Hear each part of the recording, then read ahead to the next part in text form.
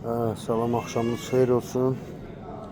Əslində calaqaltıların erkən meyvəyə yatması mövzusunda bir paylaşım eləmək istəyirəm. Maksimanın ikinci il meyvəyə yatmasının yolu elə də çətin deyil. Əslində bütün calaqaltılarda və sortlarda bu işi görmək mümkündür. Sadəcə bəzi calaqaltılar bir tərəfli generativ inkişaf fazasında və yaxud da generativ proqrama hədəfləndikdə kök inkişafı çox zəif qalır və gələcək məhsuldarlığa ciddi təsir edir. Ona görə bəzən bu proqrama bağlarda istifadə olunmur. Belə deyək ki, bizim işimiz əslində ağacı əkib başına pərvanə kimi fırlanmaqdır. Əslində səhvimiz də budur. 50 dəfə demişəm ki, birinci dərəcəli bitkinin adaptasiyası və köklənməsi üçün suya nəzarət düzgün proqramlanmalıdır.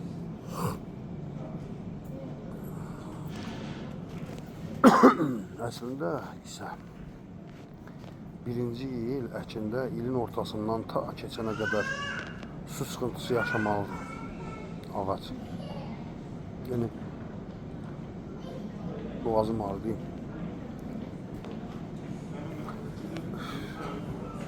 Əslində isə birinci il əkində ilin ortasından keçənə qədər, hardasa ilin ortasının iyula qədər su sıxıntısı yaşamalıdır ağac.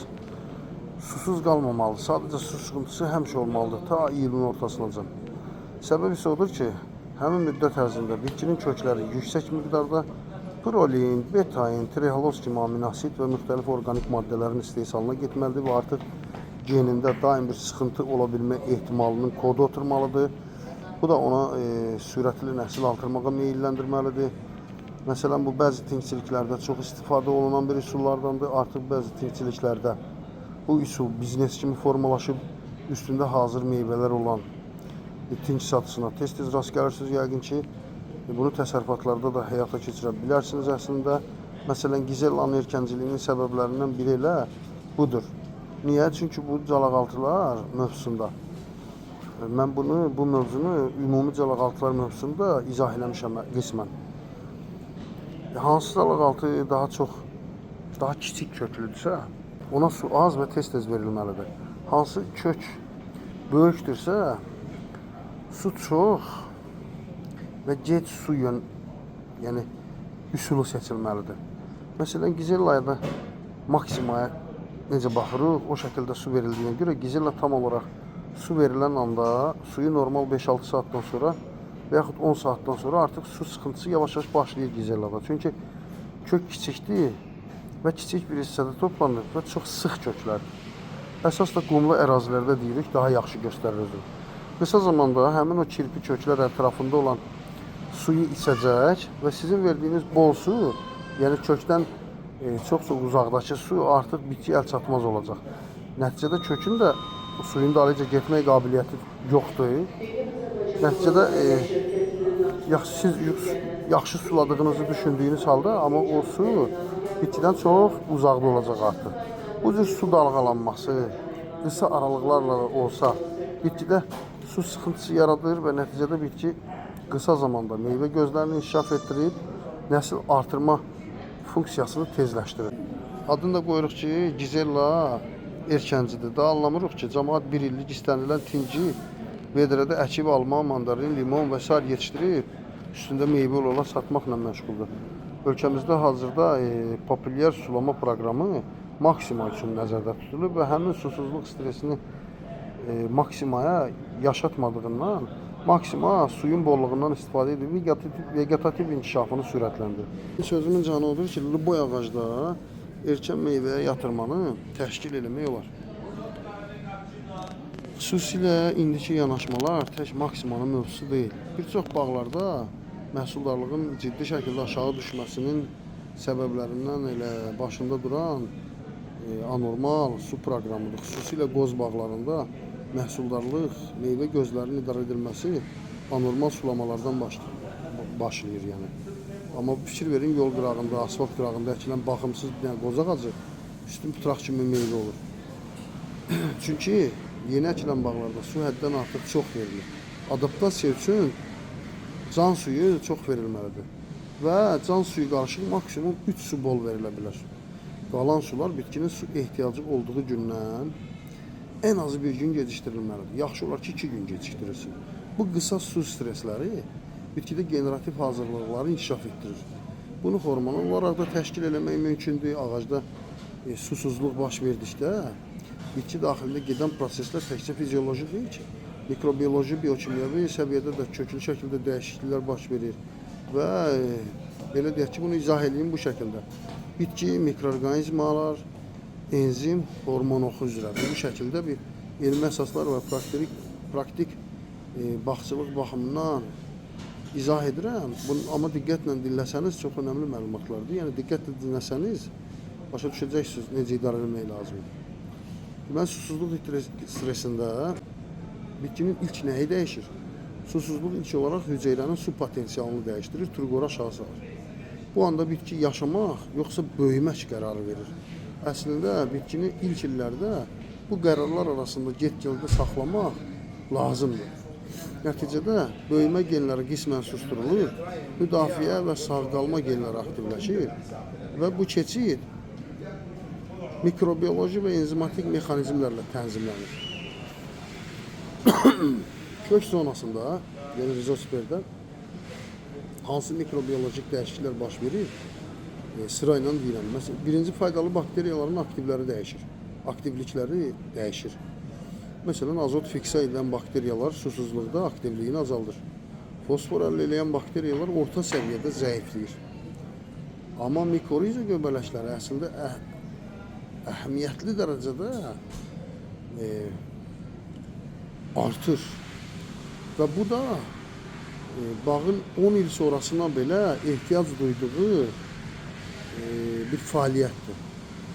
Səbəb, mikoriza hifləri torpaqda suyu kökdən 10-20 dəfə uzaqda olsa belə çəkib bitkiyə təmin eləyə bilir suyu.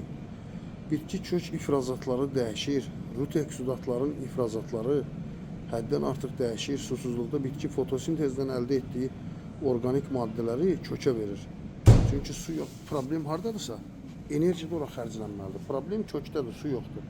Ona görə də enerji də qaynağı da ancaq fotosintezdir bitkidə və əldə elədiyi fotosintezdəki məhsuldarlığı şəkəri ötürür kökə.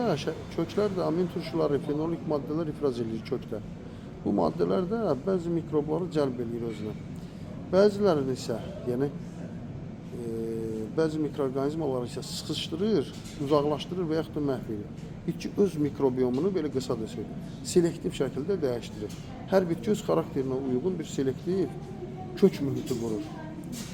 Endogen mikrobiyoloji fəaliyyətlər bitkidə enzim səviyyəsini ciddi şəkildə dəyişdirir.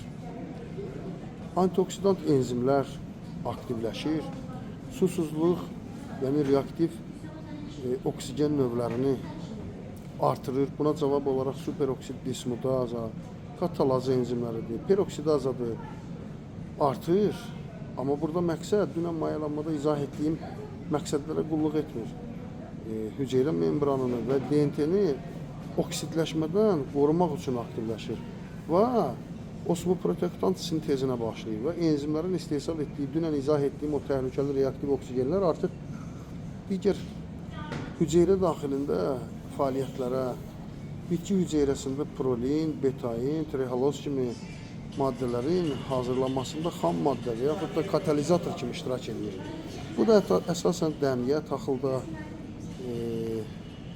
qarğıdalıda çox öyrənilən bir sahədir və belə deyim ki, yetərincə öyrənilmiş bir sahədir. Yəni bu maddələr hüceyrə daxili suyu saxlayır, enzimlərin denaturasiyasının qarşısını alır və susuzluq siqnalları hesab olunur da, yəni demək istədim. Susuzluq hormonlara da təsir edir. Hormonlara necə təsir qoyur, onu danışaq. Susuzluq, məsələn, susuzluq zamanı absisik asid əsas oyunçu hesab olunur. ABA'nın sintezi artır. Stomalar bağlanır ABA'nın sintezi artan kimi. Transpirasiya minimuma düşür. Bitki yatmır. Absisik asid bilirsiniz ki, çox olanda bitki yatır. Amma o qədər absisik asidin sintezi çoxalır ki, yəni çox yox da, o hətta çoxalır ki, bitki yatmır, amma yatmış kimi olur. Digər maraqlı mikrobiyoloji bir fakt var ki, bütün ədəbiyyatlarda qeyd olunur. Odur ki, Bəzi resositor bakteriyalar var ki, hətta patojen bakteriyalar belə bitkini ayaqda saxlamağa çalışır və bitkinin kökündə ABA sintezinə bənzər bir siqnallar yaradır. Yalançı ABA sintez eləyir. Bu bakteriyaların bu fəaliyyəti bitkinin stresə adaptasiyasını sürətləndirir. Yəni bitkinin stresə hər hansı bir bilirsiniz də bitki üçün hər hansı bir məsələ ilk öncə stresli, bir zaman sonra həmin o stresə örgəşirsən və o artıq sizdə stres faktı sayılmır. Stresi daha tez hiss etmək, bəzən də stresi daha tez hiss etməklə zərərə azaldırsan. Başqa bir tərəfdən baxsaq, bəzi yoldaşlar məsələn susuzluq zamanı nitrosaman aslı, nitrobakter aktivliyinin zəiflədiyini önə çəkə bilər. Yəni dinləyicilərdən bəzi yoldaşlar indi başı anlayan mövzular bilən yoldaşlar bunu önə çəkəcək. Bu azotun amonim kimi uçması deməkdir. Yəni azot itkisi deməkdir. Təbii ki, amoniumun nitrata çevrilməsi zəifləyir. Amma məqsəd qismən odur ki, bitki azot götürə bilməsin. Elə məqsədimiz budur yəni. İkincisi də bu həddən artıq susuzluğa aid bir temadır. Məqsədimiz elə vegetativ böyüməni qismən azaltmaqdır və avtomatik də azalır. Yəni nitrat azotu əmələ gəlmirsə, bitki azot mənimsəyə bilmirsə, avtomatik olaraq azalır. Bu da ağacda zoğ uzanmasının dayanması isə çiçək tumurcuğunun diferensiyasına keçid ilə nəticələnə bilən ciddi yox, sadəcə yüngül stres fəaliyyətinin nəticəsindən yararlanmaq deməkdir. Daxili mikrobiyomda, yəni endofit bakteriyalarda, yəni ağacın toxumalarında yaşayan bəzi bakteriyalar stres genlərini aktivləşdirir və hüceyrə divarını möhkəmləndirən lignin sintezini artırır. Bu səbəbdən susuzluq keçirmiş ağaclar sonraki illərdə həddən artıq davamlı olur. Bu prosesdə riskləri də var. Təbii ki, əgər susuzluq uzun müddətli davam edərsə, yüksək temperaturda bitki daxildən çökə bilər və geri qaytarmaq mümkün olmaya bilər. Ona görə də yüngül susuzluqdan söhbət gedir. O halda tumurcuq itmi artır. Tumurcuq itkisi yaranmır. Ayrıca mikoriza bakteriyaları istəyən olsa bizdə olur və demək istədiyim mikoriza bakteriyaları təsərrüfatda ən bahalı mikroorqanizma preparatlardır. Və siz bunu təbii yollarla torpağınızda yetərincə artırmaq imkanları da əldə edirsiniz.